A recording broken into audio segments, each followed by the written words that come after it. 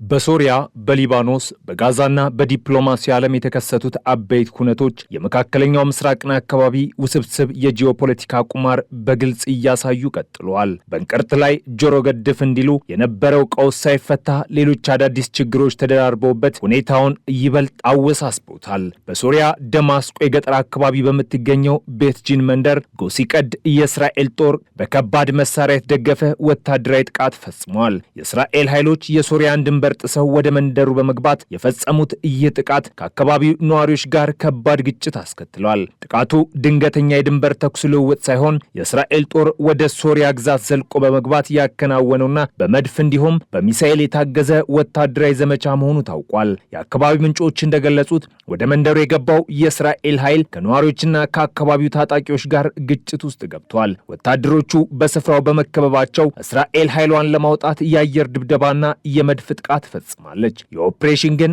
ከፍተኛ ዋጋ አስከፍሏል። ከስፍራው የሚወጡት አዳዲስ መረጃዎች እንደሚያመለክቱት የእስራኤል ጦር ወደ ሶሪያ ግዛት በድጋሚ ዘልቆ በመግባት በፈጸመው ጥቃት በትንሹ 12 ሰዎች መሞታቸውን የሶሪያ የመንግስት ሚዲያዎች ዘግበዋል። ሁኔታውን እጅግ አሳሳቢ ከመሆኑ የተነሳ የሶሪያ ሲቪል ዲፌንስ የነፍስ አድን ቡድን የእስራኤል ጦር ማንኛውንም እንቅስቃሴ ኢላማ እያደረገ በመሆኑ የቆሰሉ ወገኖችን ለማዳን ወደ ቤትጂን መግባት አለመቻሉን አስታውቋል። በሌላ በኩል የእስራኤሉ የዲዮት አህሮኖት የዜና ምንጭ እንደዘገበው በግጭቱ 6 የእስራኤል ወታደሮች ጉዳት የደረሰባቸው ሲሆን ከነዚህም ውስጥ 3ቱ በከባድ ሁኔታ መቁሰላቸው ተረጋግጧል። የሶሪያ ፖለቲካዊ መልክዓ ምድር ከተቀየረ ወዲህ ማለትም እንደ አውሮፓውያን አቆጣጠር በታህሳስ 2004 ፕሬዝዳንት በሽር አልአሳድ ከስልጣን ከተወገዱ በኋላ እስራኤል በሶሪያ ላይ ያላት አቋም ከመለስለስ ይልቅ እየጠነከረ መጥቷል።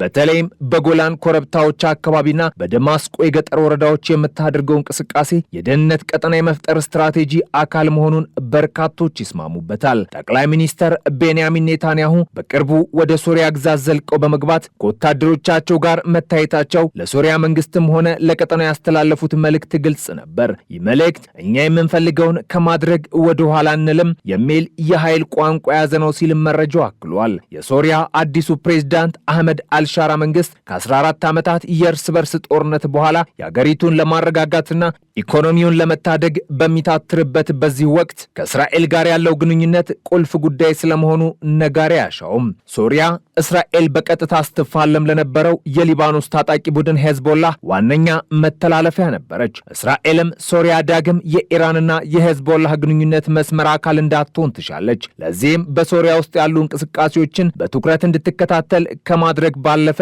ጥቅሜን እያስከብርልኛል የምትለውን እርምጃ ከመውሰድ ወደ ኋላ እንደማትል አስታውቃለች። እስራኤል በዙሪያ ያሉ ኃይሎችን እያስታጠቀች ነው ስትል የምትከሳት ኢራን ደግሞ ከአውስትራሊያ ጋር የቃላት ጦርነት ውስጥ ገብታለች። አውስትራሊያ የወሰደችው እርምጃ ኢራንን ክፉኛ አስቆጥቷል። የአውስትራሊያ መንግስት የኢራን አብዮት ዘብ ጠባቂ አሸባሪ ብሎ መፈረጁ በቴህራንና በካምቤራ መካከል ያለውን ግንኙነት አሻክሮታል። አውስትራሊያ ለዚህ ውሳኔዋ እንደ ምክንያት ያቀረበችው በሲድኒና ሜልበርን በአይሁዳውያን ላይ የተሞከሩ ጥቃቶችን ኢራን በድብቅ አቀነባብራለች የሚል ነው። ኢራን ግን ይህንን ክስ አጣጥለዋለች። የኢራን የውጭ ጉዳይ ሚኒስቴር የአውስትራሊያን ውሳኔ ህገወጥ፣ ፍትሐዊ ያልሆነና በእስራኤል ተጽዕኖ ስር የወደቀ ሲል አውግዞታል። ኢራን እንደምትለው የዘብ ጠባቂው ጦር የሀገሪቱ የሉዓላዊነት ምልክትና የመከላከያ ኃይል አካል እንጂ አሸባሪ አይደለም። ይህ ዲፕሎማሲያዊ ፍጥጫ ዓለም አቀፉ ማህበረሰብ በመካከለኛው ምስራቅ ጉዳይ ላይ ምን ያህል እንደተከፋፈለና የውክልና ጦርነት እስከ አውስትራሊያ ድረስ እንዴት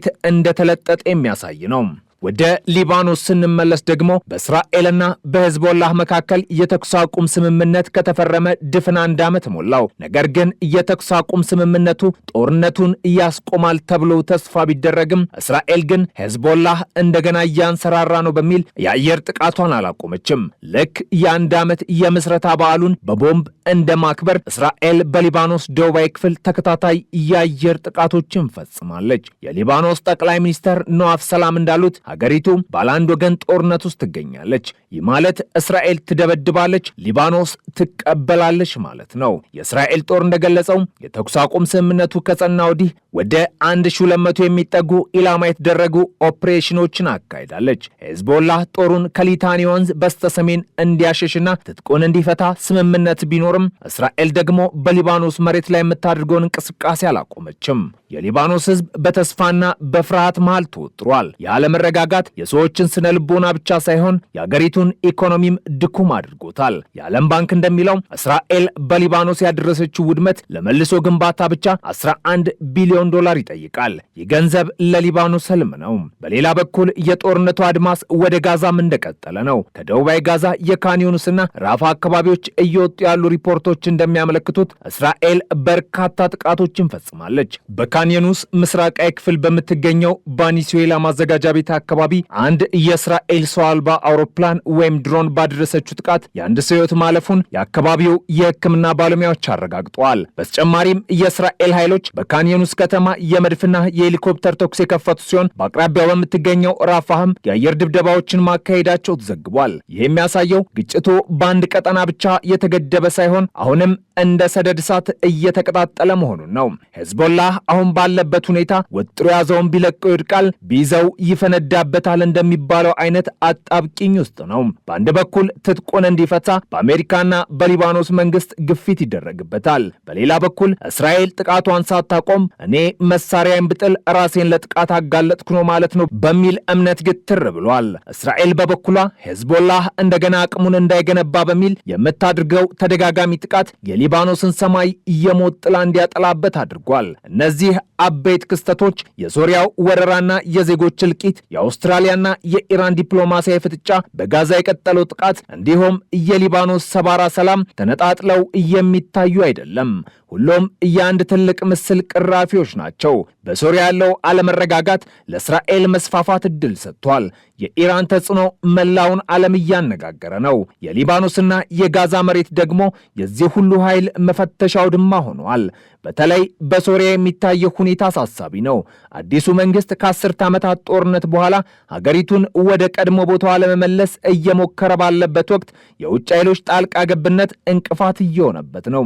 የእስራኤል ወታደሮች ወደ ሶሪያ መንደሮች እየገቡ የሚያደርጉት ፍተሻና ስር የሶሪያን ሉዓላዊነት ከመድፈር ባለፈ በቀጠናው ዘላቂ ሰላም እንዳይመጣ እሾህ ሆኖ ቀጥሏል። የኔታንያሁ መንግስት በአሜሪካ ድጋፍ ተበረታቶ በሶሪያ ላይ ያለው አቋም እንዲለሰልስ ፍላጎት እንደሌለው በተግባር አሳይቷል። በመጨረሻም የመካከለኛው ምስራቅ ጉዳይ እንደ ተተበተበ ክር መፍቻ የጠፋ ይመስላል። የኃይል ሚዛኑን ለመጠበቅ በሚደረገው ሩጫ የንጹሐን ደም እንደ ጎርፍ ይፈሳል። ዲፕሎማሲው ሲደክም መሳሪያ ይናገራል። ዛሬ በቤት ጂን፣ በቤሩት፣ በጋዛ ወይም በቴህራን የሚሰማው ጩኸት ነገ ምን አይነት ማዕበል ይዞ እንደሚመጣ መገመት ይከብዳል። ነገን ለማወቅ የዛሬን ተመልከት እንደሚባለው የዛሬው ቀውስ የቀጠናው የነገ ዕጣ ፈንታ እጅግ አሳሳቢ አድርጎታል። ሰላም ለዚህ ምድር ይሁን ከማለት ውጪ የሰው ልጅ አቅም ውስን መሆኑን የምናይበት የታሪክ ምዕራፍ ላይ ቆመናል።